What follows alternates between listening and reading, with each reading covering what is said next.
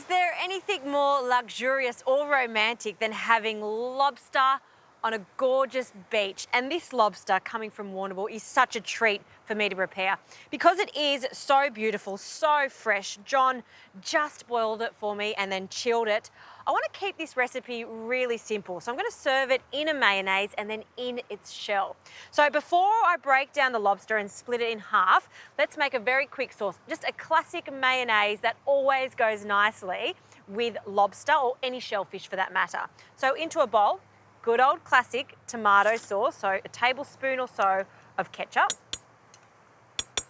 some mayonnaise, ideally homemade mayonnaise or some store-bought mayonnaise, some Worcestershire sauce, a little splash.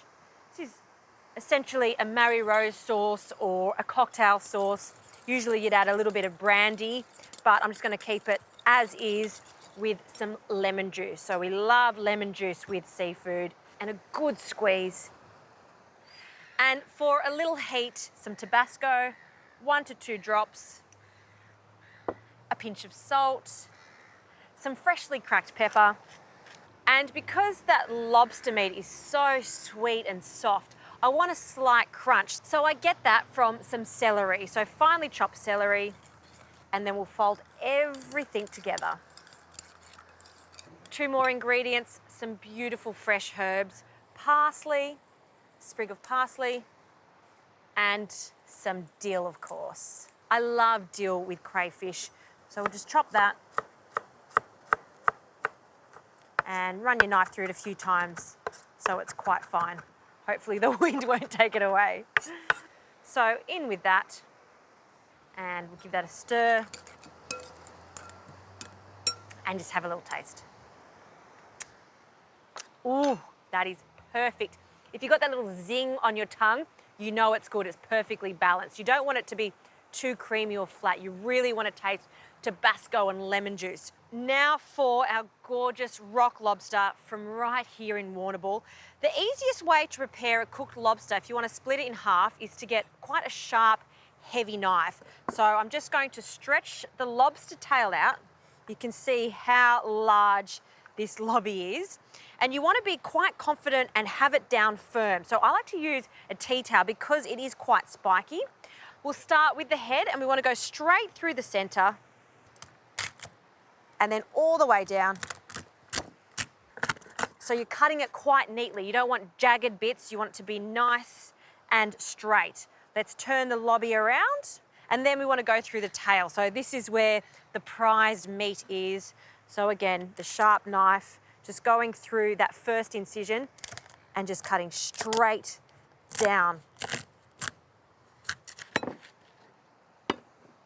So after you've done that, you can gently tease it open and you can see that pure white, gorgeous meat. So I'll take out that intestinal tract because we don't want that.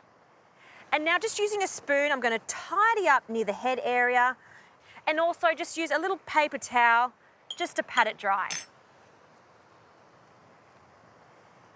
So just working with 1/2 at a time, we want to remove the meat.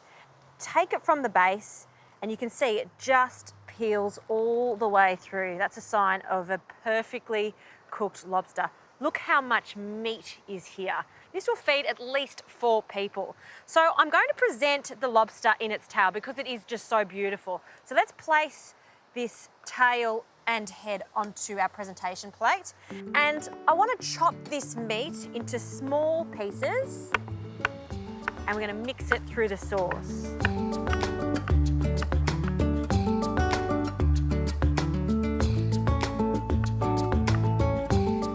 Okay, done. Now we can mix this through our delicious sauce. So big handfuls straight into the bowl. Now all we have to do is just fold it through. So each piece of lobster is coated in that sauce. Oh. So if you wanted to at this stage, you could place this on some beautiful lettuce leaves, fantastic. But I just really love the whole concept of placing all of this glorious meat back into the shell. So reconstructing the lobster.